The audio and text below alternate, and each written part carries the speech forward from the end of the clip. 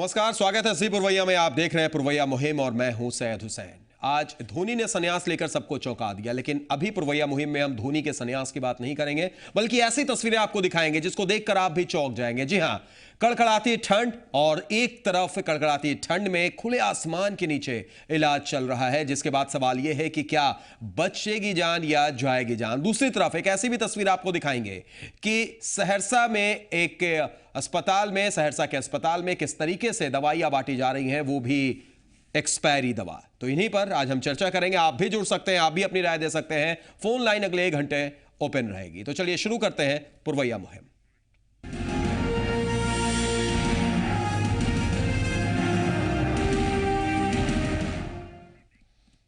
पहले बात करते हैं सहरसा की। कोसी इलाके के पीएमसीएच कहे जाने वाले अस्पताल में एक तरफ जहां बंद इंतजामी की इंतहा है, तो दूसरी तरफ गरीब मरीजों को एक्सपायरी दवा देकर उनकी जान से खिलवाड़ भी किया जा रहा है।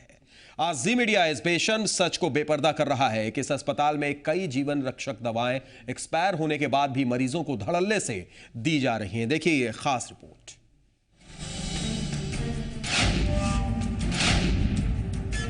सहरसा सदर अस्पताल में पड़ी इन्हीं जीवन रक्षक दवाओं से इलाज होता है यहाँ आए गरीब मरीजों का। मुफ्त में मिलने वाली इन जीवन रक्षक दवाओं के भरोसे रहते हैं यहाँ के ग्रामीण मरीज। लेकिन जरा ठहरिए, एक नजर डालिए इन दवाओं की तारीखों पर। ज्यादातर दवाएं एक्सपायर्ड हो चुकी हैं।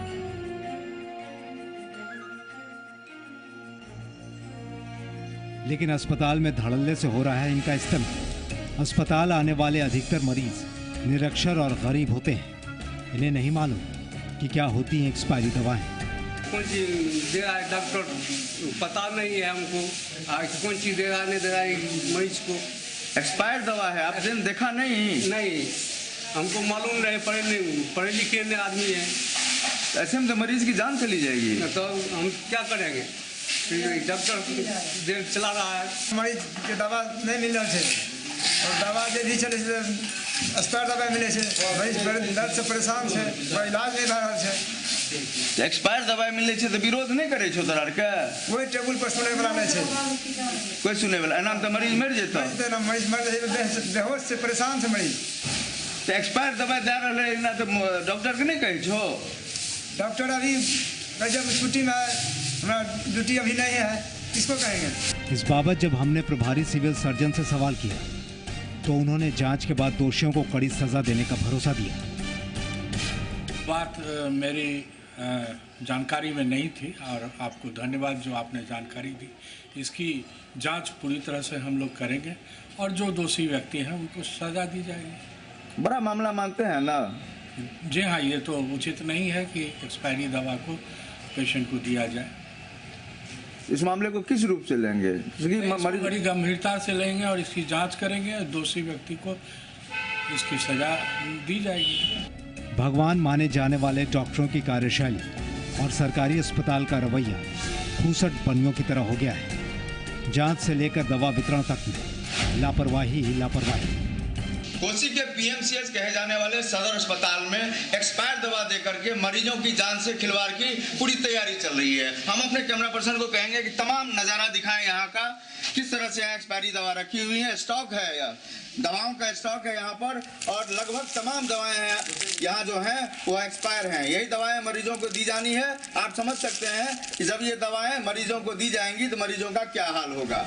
ऐसे में बीमार मरीज अब डॉक्टर और दवाओं के भरोसे नहीं बल्कि भगवान भरोसे ही रह गए हैं। मुकेश कुमार सैयद, जी मीडिया, सहरसा।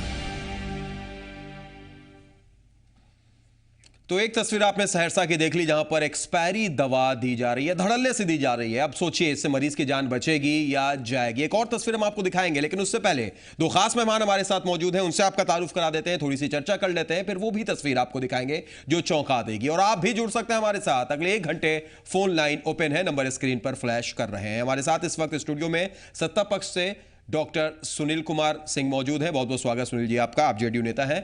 और साथ ही साथ राकेश कुमार सिंह मौजूद हैं जो बीजेपी से हैं। आपका भी स्वागत राकेश जी। पहला सवाल सुनील जी आपसे, इससे पहले भी ठंड पर हम लोग लगातार चर्चा करते रहे हैं, आप भी आए इससे पहले, एक चिकित्सक भी हैं आप, और एक सत्ता पक्ष में भी हैं आप, इसलिए मेरा सवाल आपसे बनता है, दो सवाल मैं आपसे करना चाहूंगा। पहला, एक चिकित्सक के नाते, अगर एक्सपायरी दवा दी जाती है, अगर बांटी जाती है, उसका क्या दुष्परिणाम हो सकता है? मरीज की जान बच सकती है या जा भी जा सकती है? चिकित्सक के नाते यह सवाल, और एक सत्ता पक्ष में होते हुए मेरा आपसे सवाल यह है कि क्या ये तस्वीरें सरकार को नहीं दिख रही हैं? देखिए, एक्सपायरी दवा देने से तो दवा की इफेक्टिविटी बहुत, वो पॉइजन में बदल जाता है, ये वैसी भी बात नहीं है, लेकिन दवा की इफेक्टिविटी कम हो जाती है, और जब इफेक्टिविटी कम हो गया तो उसकी बीमारी का इलाज नहीं हुआ तो ऑटोमेटिकली, मान लीजिए किसी को एक ऐसी बीमारी है जिसको बिल्कुल जरूरत है तुरंत दवा का, और आपने बोला है कि इस इफेक्टिविटी सिर्फ कम हो जाती है, जान नहीं जाएगी, उसके इफेक्टिविटी कम होने की वजह से अगर जान चली गई तो जिम्मेदार कौन? नहीं, ये जान इफेक्टिविटी कम होने के कारण बीमारी ठीक नहीं होगा, बीमारी अगर फेटल होगा, सीरियस होगा, उसकी जान चली जाएगी, तो वो तो जान जाना ही हुआ ना। चिकित्सक के नाते आपने ये बात बोला, हाँ। और एक सत्ता पक्ष होने के नाते, सत्ता पक्ष की हैसियत से आपको ये तस्वीरें नहीं दिख रही हैं, सरकार को ये तस्वीरें नहीं दिख रही हैं? एक तो कड़कड़ाते की ठंड, उस पर से जब मरीज पहुंचते हैं उनको एक्सपायरी दवा दे दी जा रही है। देखिए, इसमें सत्ता पक्ष और विपक्ष की बात नहीं है, कोई भी जिम्मेदार नागरिक अगर होगा और कोई भी इस तरह की बात, ये एक जघन्य अपराध है कि अगर आप एक्सपायरी दवा का डिस्ट्रीब्यूशन करते हैं, अपने स्टॉक में रखते हैं, तो जो कोई भी हो, ये मामला प्रॉपर सरकार के संज्ञान में लानी चाहिए, और सरकार में बता दूं इतनी संवेदनशील है कि ऐसे अगर दोषी होंगे जो चिन्हित किए जाएंगे, बख्शे नहीं जाएंगे। ठीक है, ये भी हम जानने की कोशिश करेंगे। जो बात आपने बोली है, सहरसा के संवाददाता मुकेश कुमार सिंह, जिनकी रिपोर्ट है, उनसे भी हम फोन लाइन पर बातचीत करेंगे और जानने की कोशिश करेंगे कि क्या संवेदनशीलता सरकार ने दिखाई है, प्रशासन ने दिखाई है, क्या कुछ कार्रवाई हुई है। लेकिन उससे पहले राकेश जी, आप बीजेपी से, आप ये तस्वीरें देख रहे हैं, एक तरफ ठंड से पूरा बिहार या झारखंड या उत्तर भारत कहें वो कड़कड़ा रहा है और ठंड का कहर देखने को मिल रहा है, दूसरी तरफ जब मरीज पहुंचते हैं अस्पताल, सहरसा का सदर अस्पताल जिसे कोसी का पीएमसीएच कहा जाता है, वहां की ये तस्वीर हम आपको दिखा रहे हैं कि एक्सपायरी दवा धड़ल्ले से दी जा रही है।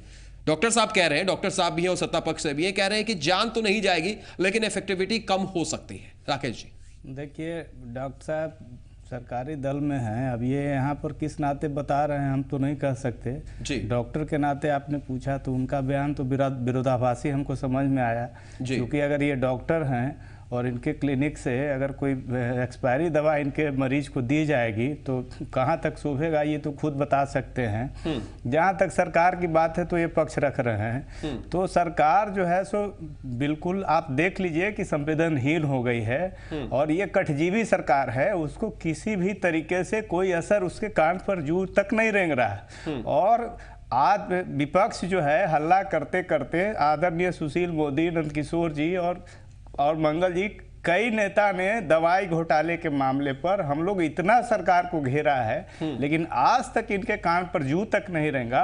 और आप देखिए इसका नतीजा है कि इसका असर जो है गांवों में, अस्पतालों में, पीएचसी में इसका देखने का मिल रहा है। आप देख रहे हैं हर जगह जो है सो यही सुशासन है। बिहार की जनता ने आपको साहब इसी के लिए, इसी सुशासन के लिए, यही चाणक्य नीति है आपकी, इसी चाणक्य नीति से आप बिहार की जनता को जीतना चाहते थे। जी, जैसा कि इन्होंने कहा, देखिए मैं जस्टिफाई कतई नहीं कर रहा हूं, ये एक जघन्य अपराध है एक्सपायरी दवा का डिस्ट्रीब्यूशन। मैं जस्टिफाई कैसे करता हूं? मैं बस यही कह रहा था कि दवा अगर एक्सपायर्ड हो तो उसका केमिकली उसका इफेक्टिविटी कम होता है, वो टॉक्सिक लेवल में नहीं बदलता है। मैं वो बात, जस्टिफिकेशन नहीं, जिसने किया जघन्य अपराध, मैं खाली यही एश्योर करता हूं कि सरकार संवेदनशील है, अगर ऐसी जघन्य अपराध वाली बातें उसके संज्ञान में आएगी। लेकिन तो ऐसा होता कैसे? नहीं, ये गलत है जिसने किया। ऐसा होता कैसे? कुछ दवा तो हम ये भी देख रहे हैं कि 2012 में एक्सपायर है, कुछ दवा 2013 में एक्सपायर है, 3 साल पहले जो दवा एक्सपायर हो जा रही है। अगर हम सरकार से पूछना चाहते हैं, इन प्रवक्ता सरकार के जदयू पार्टी के प्रवक्ता के माध्यम से सरकार से पूछना चाहते हैं कि अगर ये गलत हुआ है, अगर ये दोष हुआ है, तो सरकार इसके लिए अपोलोजाइज और इसके लिए अपना स्वीकार करती है, स्वीकारोक्ति है सरकार की, स्वीकार करे।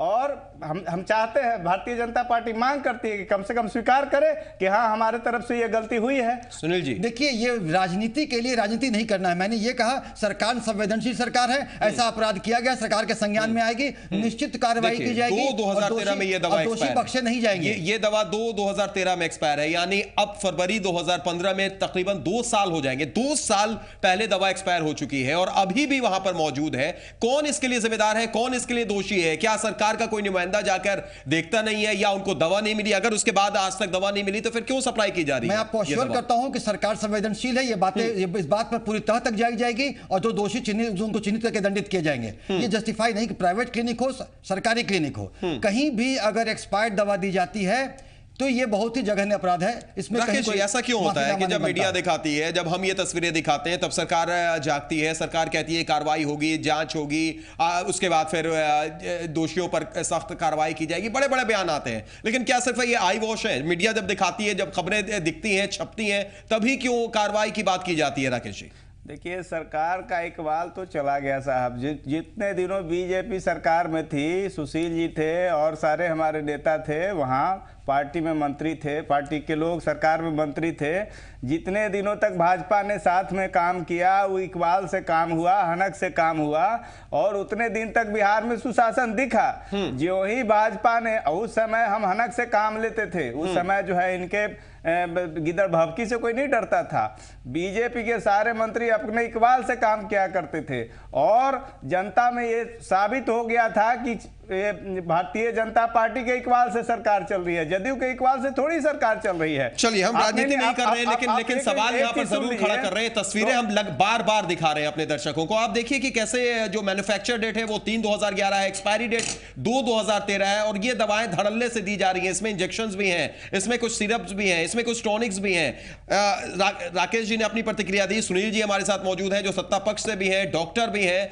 डॉक्टर साहब, ऐसी तस्वीर देखने के बाद एक चिकित्सक होने के नाते, जिसे धरती पर का भगवान कहा जाता है, लोग इस उम्मीद से जाते हैं कि वहां पर हम जाएंगे, जो दवा मिलेगी, जैसा चिकित्सा होगी, उससे हमारी जान बच सकती है, दूसरी जिंदगी मिल सकती है हमें। आप ये तस्वीरें देखकर एक चिकित्सक होने के नाते कितना ज्यादा खराब लगता है या तकलीफ होती है, या इस सरकार से सवाल पूछना चाहते हैं सत्ता पक्ष में होने के बाद भी? सुनील जी।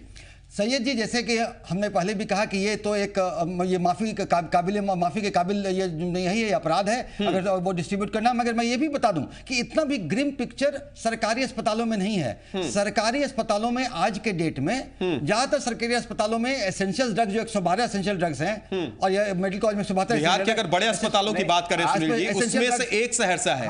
बिहार के बड़े अस्पतालों में से एक सहरसा। हमारे काबिल दोस्त बताएं कि हमारे पीएचसी जो है बिहार में, उसमें कितने एसेंशियल ड्रग्स प्रोवाइड किया जा रहा है। अंदर की बात भी हम जानेंगे। संवाददाता ये बताया कि कितनी कोशिश करेंगे कि उससे भी हमारी बात हो, मुकेश भी अपनी बात हमारे सामने रखे। लेकिन सुनील जी, ये जो तस्वीरें हम देख रहे हैं, सवाल राजनीति का नहीं है, बार बार मैं कह रहा हूं। सवाल ये है कि इस कड़कड़ाती ठंड में कोई मरीज पहुंचता है, कोई बच्चे पहुंचते हैं, कोई बूढ़ा इंसान पहुंचता है वहां पर, इस उम्मीद के साथ कि वहां हम जाएंगे, हमारा इलाज होगा, हमारी जान बच सकती है।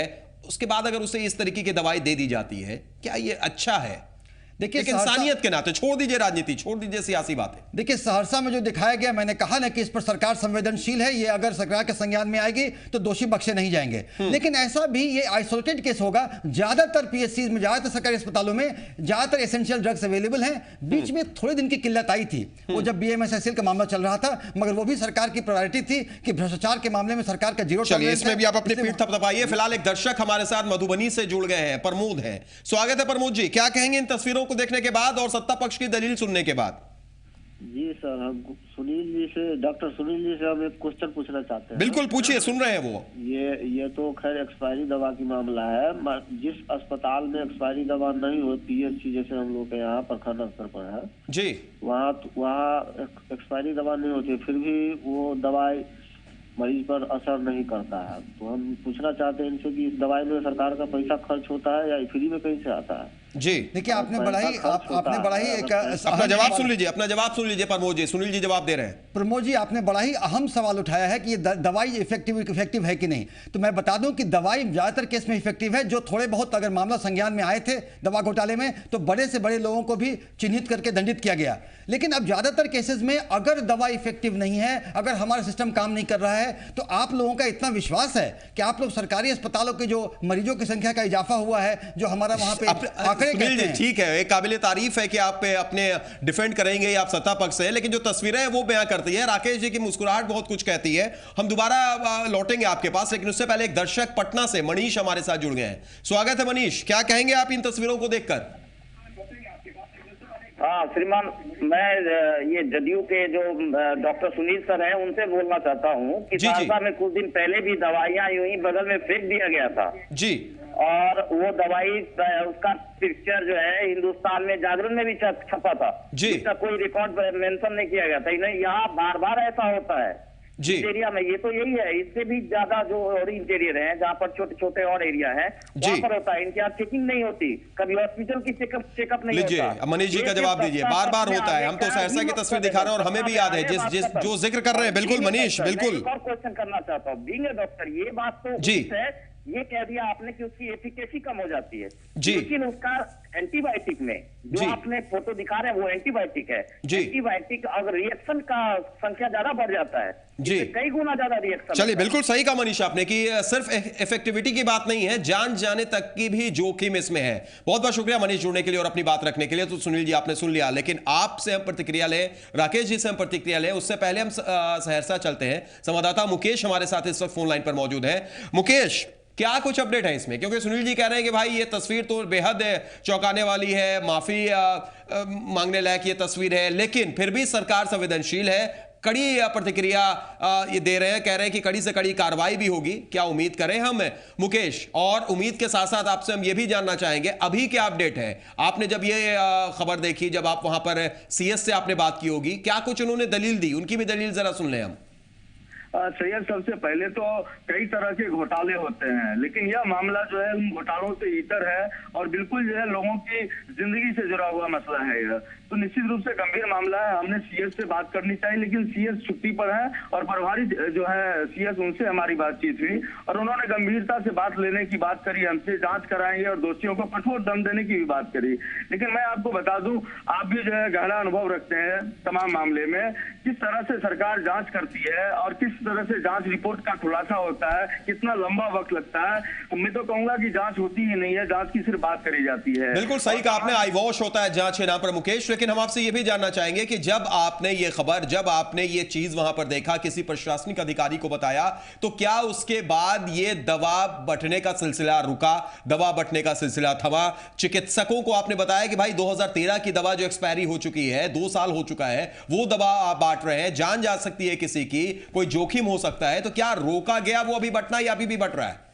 बिल्कुल से जैसे ही हम वहाँ अस्पताल में पहुंचे और हमारी नजर जैसे ही तमाम दवाइयों पर पड़ी जो एक्सपायर हो चुकी थी, उसके बाद आनंद फानंद में अस्पताल प्रशासन ने तमाम दवाओं को निकलवा लिया जो एक्सपायर दवाएं थी, जिनका एक्सपायर डेट निकला था जो दिसंबर माह में ही जिसका एक्सपायर होना है, उन तमाम दवाओं को वहाँ से हटा दिया गया है। लेकिन ये समस्या का समाधान नहीं है सैयद, ये गरीबों का इलाका है, यहाँ गरीबी भूखमरी उलासे भरती है, लोग यहाँ जद्दोजहद करते हैं जिंदगी से, रोज 2 जून रोटी के लिए लोग यहाँ पर जंग लड़ते हैं और जब गरीब मरीज आते हैं ऐसे अस्पताल में अपनी जिंदगी बचाने के लिए, उनके साथ इस तरह की लापरवाही बरती जाती है। मैं तो कहूंगा सैयद की राज्य मुख्यालय को संज्ञान लेना चाहिए, गंभीरता से इस मुद्दे को उठाना चाहिए और कोई कड़ी कार्रवाई का रास्ता तैयार करना चाहिए। बिल्कुल सही बोला मुकेश आपने, कड़ी कार्रवाई का रास्ता तैयार करना चाहिए, लेकिन ये रास्ता कब तैयार होगा? ये कोई पहली तस्वीर नहीं है। शुक्रिया मुकेश हमारे साथ जुड़ने के लिए और अपनी बात रखने के लिए। राकेश जी, ये कोई पहली तस्वीर नहीं है, अक्सर हम ये भी देखते हैं कि कैसे खुले में जो दवाएं हैं वो पड़ी रहती हैं। आप एक्सपायरी दवा को छोड़ दीजिए, अच्छी दवाएं बढ़ती नहीं है, वो पड़ी रहती हैं, यहां पर एक्सपायरी दवा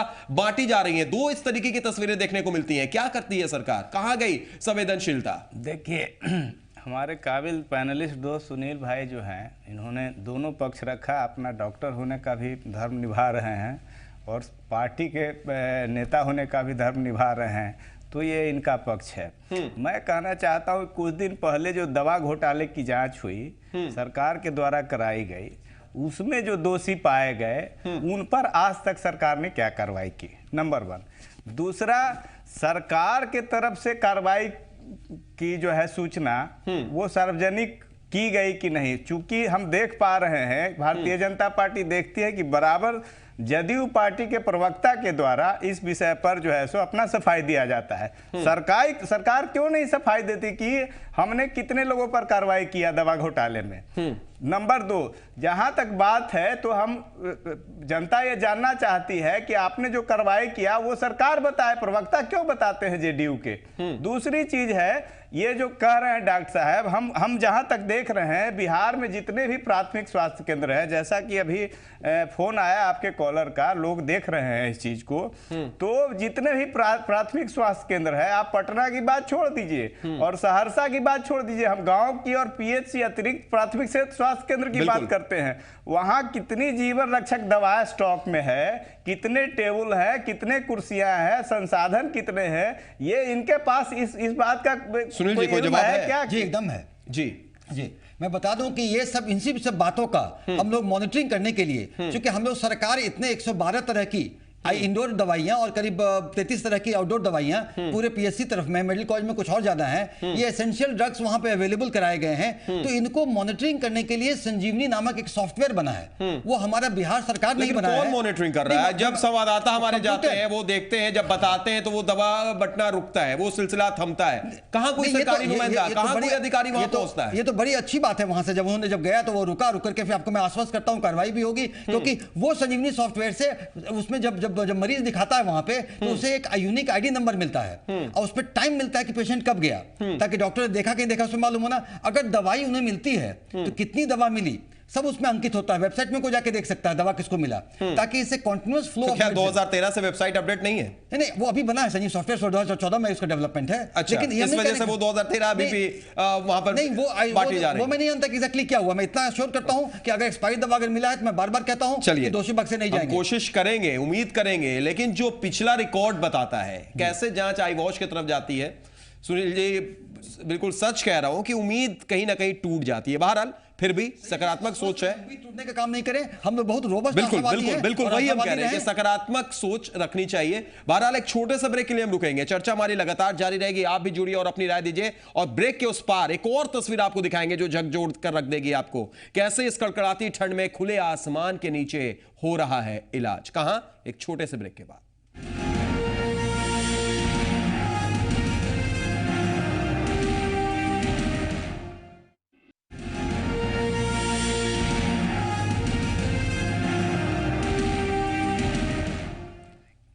ब्रेक के बाद स्वागत है आपका पुरवैया मुहिम में। ब्रेक से पहले हमने आपको तस्वीर दिखाई थी सहरसा की कि कैसे सहरसा के सदर अस्पताल में एक्सपायरी दवा बांटी जा रही है। और अब एक और तस्वीर हम आपको दिखाएंगे। एक तरफ पूरे बिहार में कड़ाके की ठंड पड़ रही है और इस ठंड की वजह से लोग बीमार भी पड़ रहे हैं, वहीं दूसरी तरफ एक ऐसी तस्वीर जिसे देखकर आप चौंक जाएंगे। जी हां, सिवान और गोपालगंज के बॉर्डर पर हरिदिया मोड़ पर स्काई सेंटर के आड़ में अवैध रूप से क्लिनिक चला रहे इन महाशय की करतूत देखिए तस्वीरें हम आपको दिखा रहे हैं, जिन्होंने अपने स्काई सेंटर के नियमों को तोड़ते हुए सेंटर के लाइसेंस पर अवैध क्लिनिक और नर्सिंग होम खोल रखा है, जहां कई सरकारी डॉक्टरों का भी बोर्ड लगा है, जो कि सिवान के लकड़ी नवीगंज प्रखंड के चिकित्सा पदाधिकारी डॉक्टर SL राय की है। अब जरा गौर कीजिए इस व्यवस्था पर। कड़ाके की हाड़ कपाने वाली ठंड पड़ रही है और ये महाशय खुले आसमान के नीचे गंदगी के बीच एक 12 साल की बच्ची को पानी चढ़ा रहे हैं और ऑक्सीजन भी चढ़ रहा है। अब जरा ये भी जानिए कि इस बच्ची को हुआ क्या है। इस बच्ची को थोड़ी सी चोट लगी है और ठंड का प्रभाव है, बस इतनी सी बात के लिए ये अवैध संचालक मोटी रकम कमाने के लिए इस बच्ची को कड़ाके की ठंड में खुले आसमान के नीचे लिटा पानी भी चढ़ा रहे हैं और ऑक्सीजन भी लगा रखी है। तो अब देखिए, इन तस्वीर को देखने के बाद आप क्या कहेंगे कि इसकी जान बचेगी या जाएगी खुले आसमान के नीचे। तस्वीर है, सब कुछ बयां कर रही है, सुनिए। हाँ, धूप कहाँ धूप है? धूप अभी लेके जाता नहीं अंदर, अभी लेके जा रहा हूँ। कौन डॉक्टर हैं? डॉक्टर SL राय, इलाज योगनी हॉस्पिटल। पीछे क्या रखे हुए हैं अपना सब व्यवस्था? जी, बेड उड की व्यवस्था है? लाइसेंस है आपका? जी है? जी। आपका क्लिनिक का लाइसेंस है? जी, स्काई का लाइसेंस है। स्काई के लाइसेंस का बेड सिस्टम रखे हुए हैं? जी। बेड सिस्टम देता है स्काई का लाइसेंस? तो देखा आपने, ये सिवान की हमने आपको तस्वीर दिखाई, इस पर अपडेट भी हम लेंगे, संवाददाता से बात भी करेंगे। लेकिन सवाल ये है कि कड़कड़ाती ठंड के बीच इस तरीके से इलाज चल रहा है, ये बच्ची की जान बचेगी कि जाएगी। दूसरी तरफ सहरसा में जहां एक्सपायरी दवा बांटी जा रही है, तो सिवान में खुले आसमान के नीचे डॉक्टर इलाज कर रहे हैं, जिसके बाद सवाल उठना लाजमी है कि ऐसे में बचेगी जान या जाएगी जान। देखिए दो तस्वीरें आपके टेलीविजन स्क्रीन पर इस वक्त, कड़कड़ाती ठंड और डराते इलाज। जी हाँ, ये इलाज से डर लग रहा है, हमें डरा रहे हैं ये इलाज। पहली तस्वीर सिवान की आपको दिखा रहे हैं, जो हमने दिखाई भी कि कैसे खुले आसमान के नीचे एक बच्ची का इलाज हो रहा है। अब जान बचेगी कि जाएगी सवाल। दूसरी तस्वीर सहरसा की कि कैसे एक्सपायरी दवा धड़ल्ले से बांटी जा रही है। कड़कड़ाती ठंड और डराते इलाज, यानी इन इलाज से डर भी लग रहा है। चलिए अब इस पर हम चर्चा को आगे बढ़ाते हैं। आप भी जुड़िए हमारे साथ, फोन लाइन ओपन है, आप अपनी प्रतिक्रिया हमें दे सकते हैं। सुनील जी हमारे साथ मौजूद हैं जो सत्ता पक्ष से हैं, डॉक्टर सुनील कुमार, और बीजेपी से हमारे साथ राकेश सिंह जी मौजूद हैं। सुनील जी, आपने ये तस्वीर भी देखी, दो तस्वीरें हमने आपको दिखाई। एक तरफ सहरसा में कैसे धड़ल्ले से एक्सपायरी दवा बांटी जा रही है, और दूसरी तरफ ये तस्वीर भी आपने देख ली कि कैसे खुले आसमान के नीचे इलाज चल रहा है, वो भी अब अवैध रूप से चलाए या जैसे भी चलाए, ऑक्सीजन भी चढ़ रहा है, पानी भी चढ़ रहा है। बचेगी जान या जाएगी जान? देखिए, इसी सब चीजों को रोकने के लिए, जिसमें कि mushroom growth of nursing home नहीं हो, सब स्टैंडर्ड नर्सिंग होम नहीं हो, उनके मानक पूरे हों, इसके लिए क्लिनिकल एस्टैब्लिशमेंट एक्ट की स्थापना हुई है। वो संयोग से अभी वो अक्टूबर 2013-2014 की बात है कि अभी तक वो लोग अभी चल रहा है वो फॉर्मेटिव ईयर में।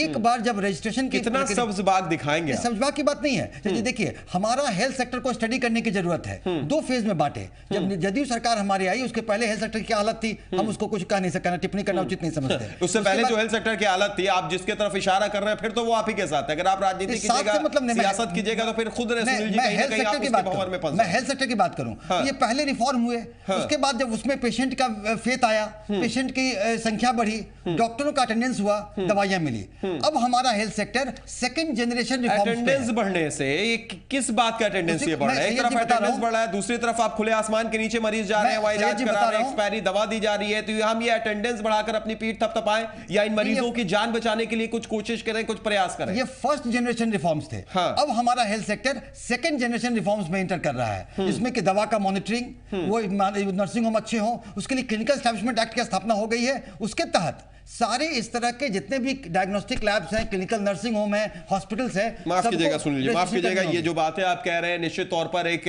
आम इंसान की हैसियत से अगर देखें तो डराने वाली तस्वीर है। आप जो बात कर रहे हैं वो सब्ज बाग दिखाने वाली बात है। मैं तो दोनों को इसी तरीके से देखूंगा। राकेश साहब, आपने तस्वीरें भी देखी, आपने वो सहरसा की भी तस्वीर देखी जहां पर एक्सपायरी दवा बांटी जा रही है। आप सिवान की भी तस्वीर देख रहे हैं कि कैसे खुले में इलाज चल रहा है, खुले आसमान के नीचे इलाज चल रहा है। क्या है ये, बिहार में हो क्या रहा है? ऊपर से सुनील जी सब्ज बाग दिखा भी रहे हैं। देखिए, सुनील जी के बारे में तो हम पहले ही सेगमेंट में आपको बता चुके हैं कि अपना दोनों धर्म निभा रहे हैं।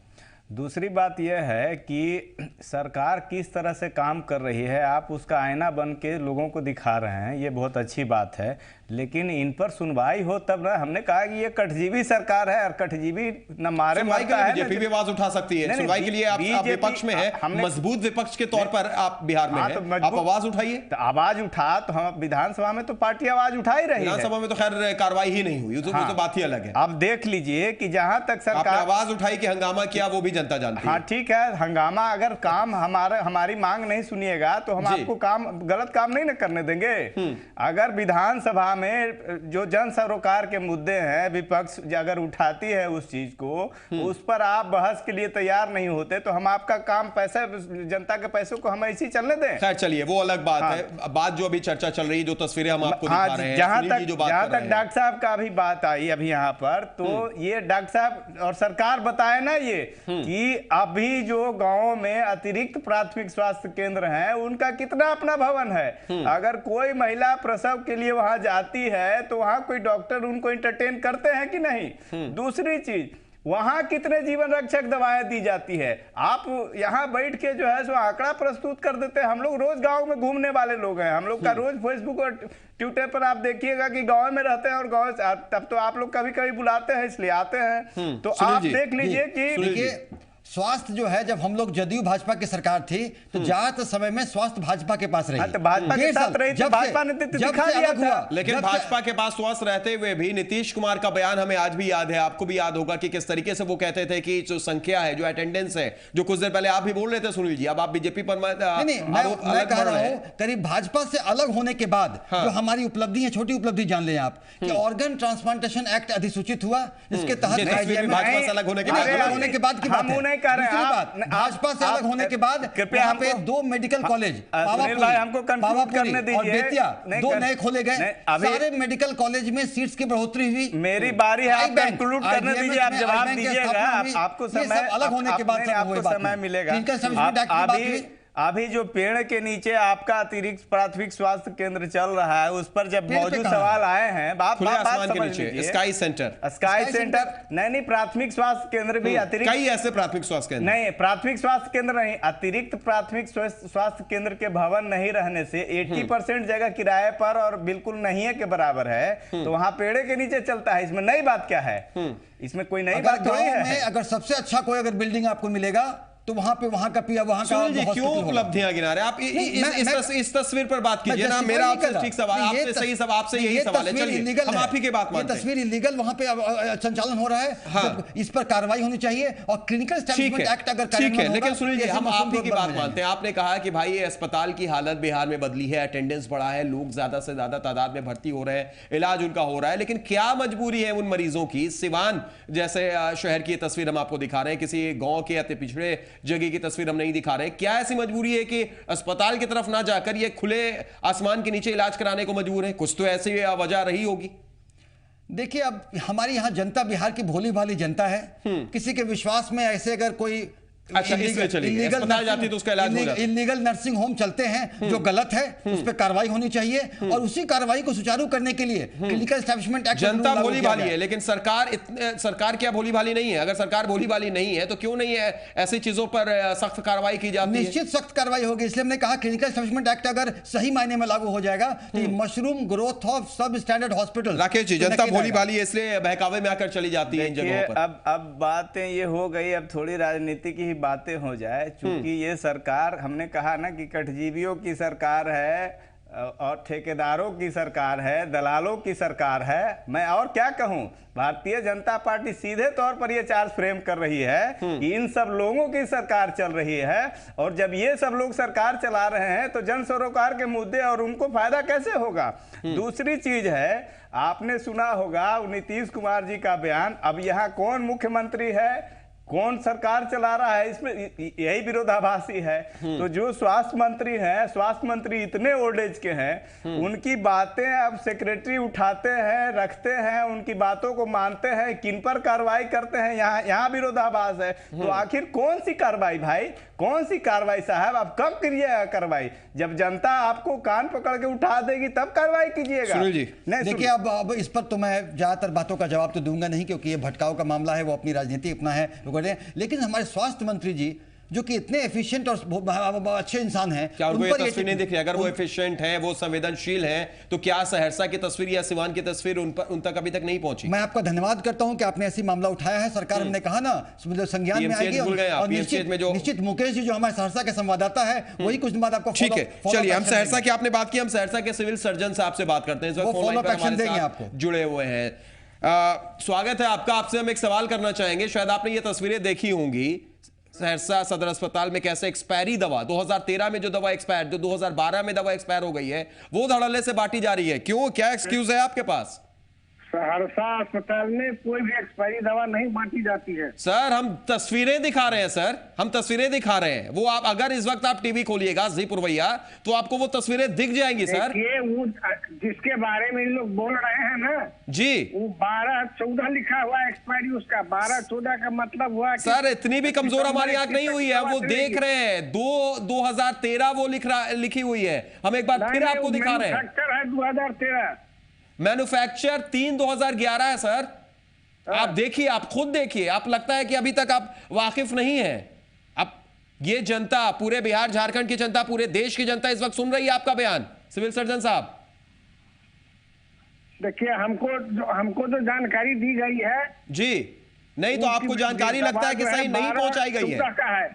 आपको जो जानकारी दी गई है, यही मेरा सवाल है सिविल सर्जन साहब, यही मेरा सवाल है। आप तक ये जानकारी सही नहीं पहुंचाई गई है। आप सिविल सर्जन है, आपको इस बात की जानकारी नहीं है। क्यों? आप हम फिर दिखा रहे हैं 3/2011 मैन्युफैक्चर डेट और 2/2013 एक्सपायरी डेट। दूसरी दवा, एक भी दवा मेरे यहाँ एक्सपायरी डेट का नहीं है। मेरा का कोई भी दवा मेरे यहाँ नहीं है। सिविल सर्जन साहब, ये जनता पूरे देश में इस वक्त ये प्रोग्राम देखा जा रहा है और आपकी आवाज भी सुनी जा रही है। एक तरफ तस्वीर और दूसरी तरफ आपका बयान कट कर दिया उन्होंने। आपने देखा किस तरीके से सिविल सर्जन ने कट कर दिया। सुनील जी, इस पर तो आपको कुछ बोलना पड़ेगा। सिविल सर्जन साहब कैसे अपनी बात को झुटला रहे थे, और ये तस्वीर पूरे बिहार, झारखंड, पूरे देश की जनता ने देखा। पहले सुनील जी को बोल लेने दीजिए। सिविल सर्जन साहब ने अगर 12/2014 की भी अगर बात की तो वो भी गलत है। 12/2014 कहां थी? वो तो तस्वीरें हमने आपको दिखा दी। वो भी गलत है, क्योंकि इतनी शॉर्ट एक्सपायरी की 12 चल रहा है, दिसंबर एंड में, दिसंबर 29 सुनील जी क्यों आप 12/2014 में जा रहे हैं? वो तस्वीर हम आपको दिखा रहे हैं 2013 की, 2013 की। सिविल सर्जन साहब का अगर 12/2014 वाला भी बयान गलत है, उनका ये बोलना उचित नहीं। क्या कार्रवाई होगी अब इस बयान पर? पूरी जनता ने सुना है, पूरी जनता ने सुना है, बिहार झारखंड के पूरा देश सुन रहा है इस वक्त। सिविल सर्जन साहब ने जो बातें की है, अब उसकी अगर वो बिना जाने सुनने किया है, उन्होंने बहुत गलत किया है। ये बात का उनको पूरी तरह बात होना चाहिए। उन्होंने 12/2014 की बात की, वो भी गलत है। अभी सरकार के नुमाइंदे बैठे हुए हैं, सरकार का पक्ष रख रहे हैं, इन्होंने आप कार्रवाई की बात कही, उस पर खेद व्यक्त किया, और सिविल सर्जन थेथरोलॉजी कर रहे हैं। उन पर आप कितने दिन में सस्पेंशन ऑर्डर टाइप कराते हैं, ये बताइए ना लोगों को। मैं इतना जरूर कह दूं कि सिविल सर्जन साहब ने जो अभी जो कहा है, उस बात की पूरी जांच कर उन पर कार्रवाई, जो भी बड़े होंगे बिल्कुल उन पर कार्रवाई होनी चाहिए। अगर उनके पास इंफॉर्मेशन नहीं थी तो वो ये कह सकते थे कि मैं जाकर जांच करूंगा, देखूंगा, और अगर ऐसी चीज पाई जाती है तो हो सकता है मैं कार्रवाई करूं, लेकिन उन्होंने ये नहीं बोला। उन्होंने बार बार बोला कि नहीं ऐसा है ही नहीं, यानी वो इन तस्वीरों को भी झुटला रहे थे। बहरहाल एक छोटा सा ब्रेक, लेकिन चर्चा लगातार जारी रहेगी। आप बने रहिए हमारे साथ, आप भी जुड़िए और दीजिए अपनी राय। तुरंत लौट रहे हैं।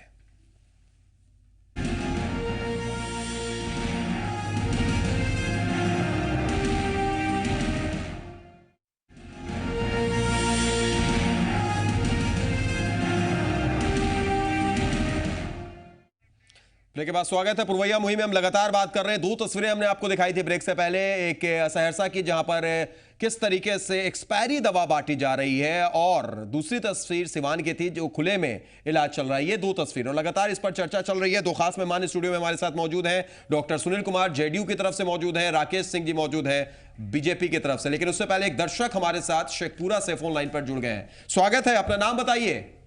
अक्षय कुमार। अक्षय बोलिए अक्षय जी, तस्वीर आप देख रहे होंगे सिविल सर्जन साहब की, शायद आपने बात भी सुनी होगी। मैं सर खुल के आपसे बात करना चाह रहा हूँ जी, कि भाजपा और जदयू के जो लोग बैठे हुए हैं जी, एक घर से कसम खा के आते हैं कि मीडिया पर बैठ के सिर्फ हम झूठ बोलेंगे जी, अपने पार्टी के खिलाफ नहीं बोलेंगे। किस बात पर आप कह रहे हैं?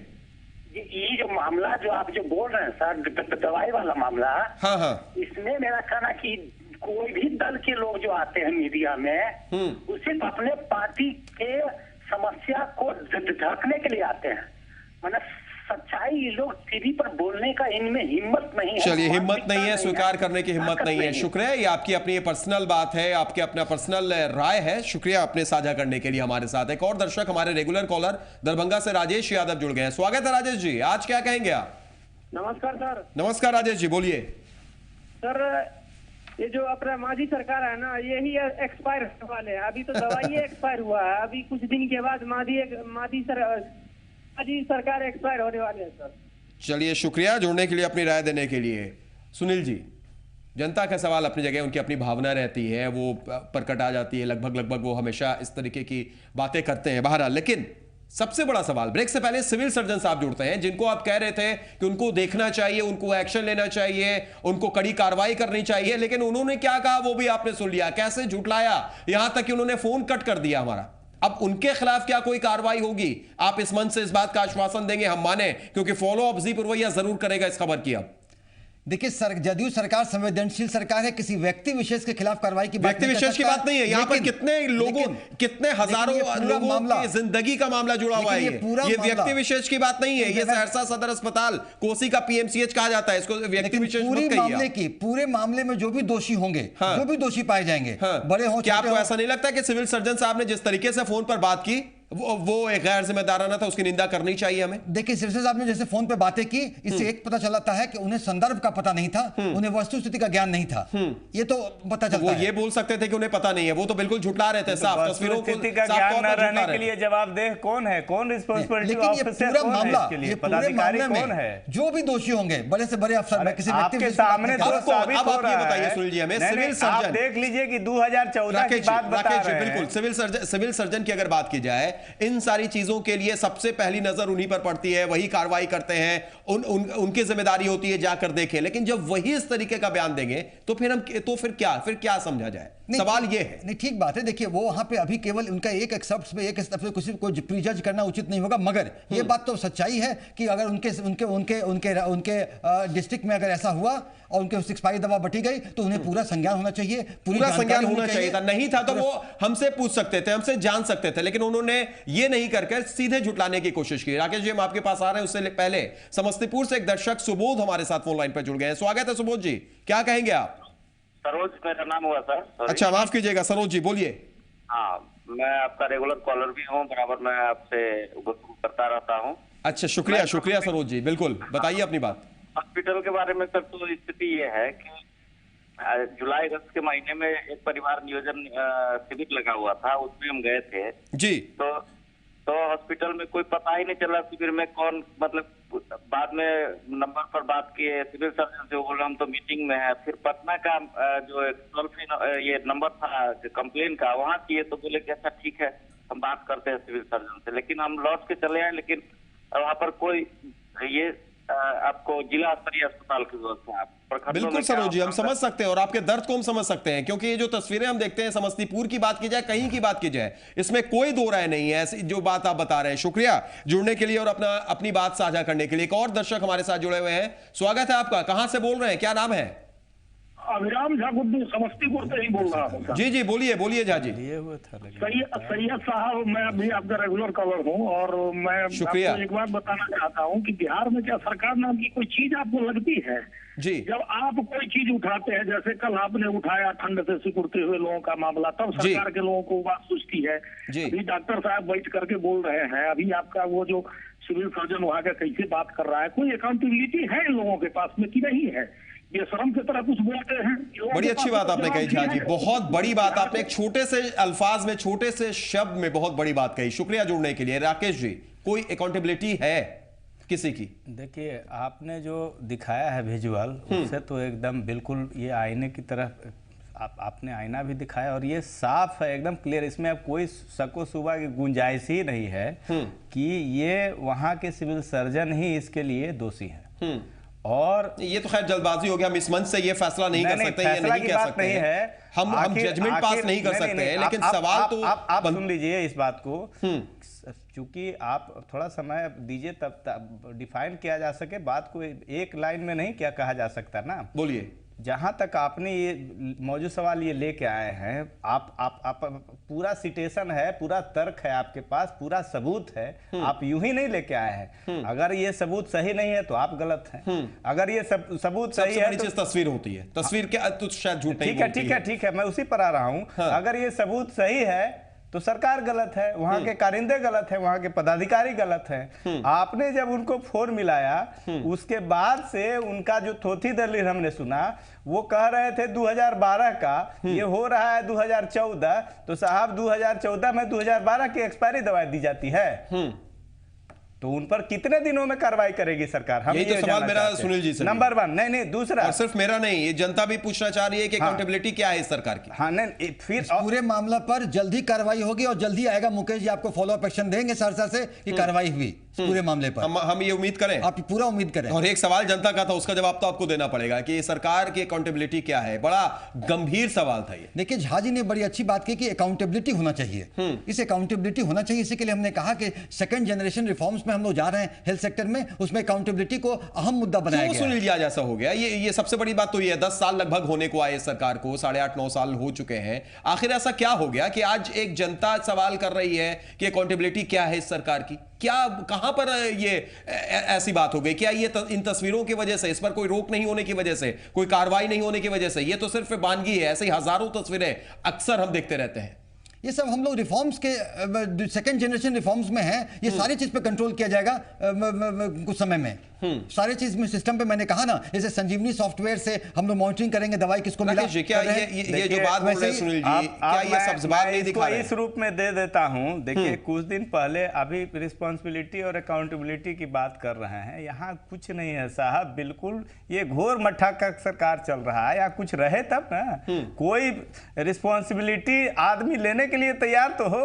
यहाँ तो रिस्पॉन्सिबिलिटी शिफ्ट कर दिया जाता है। विपक्ष की भी रिस्पॉन्सिबिलिटी होती है। हाँ, विपक्ष की रिस्पॉन्सिबिलिटी है तो विपक्ष की रिस्पॉन्सिबिलिटी उठा रहा है ना, आपके सामने जनता की बातों को उठा रहा है। क्या ये मुद्दा, ये तस्वीर आपने देखी, क्या इस तस्वीर को लेकर बीजेपी कड़ी आवाज उठाएगी बिहार में? किस अरे मैं कल ही इस चीज को प्रिंसिपल सेक्रेटरी हेल्थ को लिख रहा हूँ, मंत्री को लिख रहा हूँ, मैं कल ही लिख रहा हूँ। आप क्या समझ रहे हैं मैं यहाँ बातें हुई और चल दिया? मैं इस चीज को कल लिख रहा हूँ और ये चीजें जो आपने लाई है ये संज्ञान में लाया है। दूसरी चीज, ये नीतीश बाबू जो करा रहे हैं ना, आपको याद होगा ये यूं ही नहीं हो रहा है।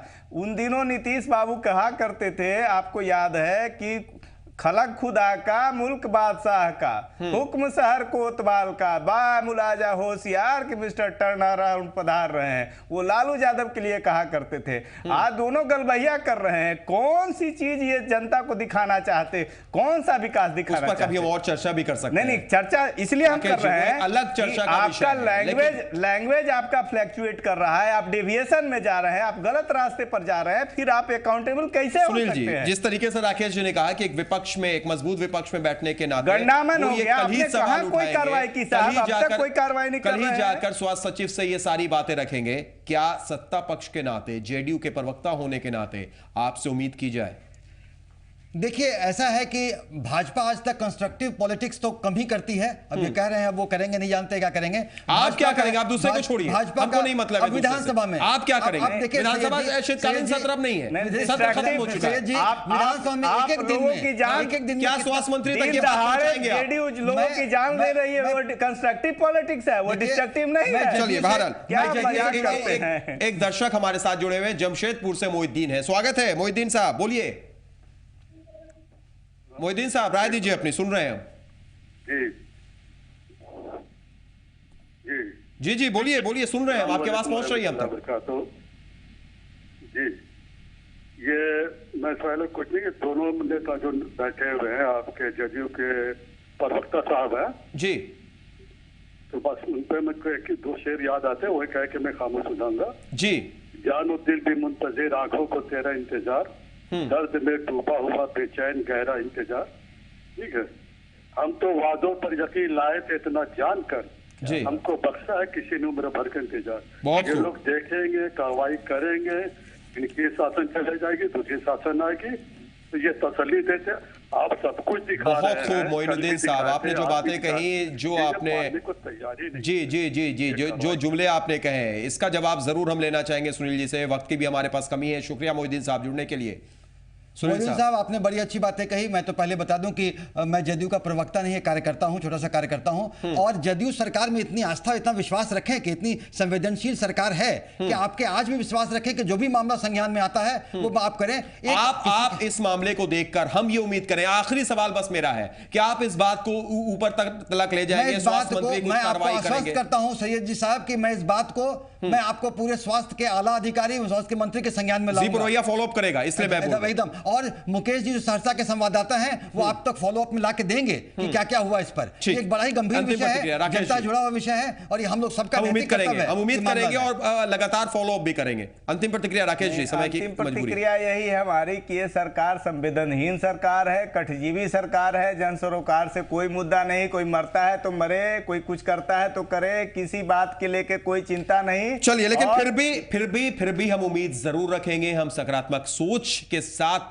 विदाई लेना चाहेंगे। बहुत बहुत शुक्रिया दोनों मेहमानों का, सुनील जी आपका भी, राकेश जी आपका भी, और आप तमाम दर्शकों का शुक्रिया, आप हमारे साथ जुड़े और आपने अपनी बात हमसे साझा की। तो पुरवैया मुहिम में आज के लिए इतना ही, लेकिन देश और दुनिया की ताजा तरीन खबरों के लिए बने रहिए जी पुरवैया के साथ। दीजिए इजाजत, नमस्कार।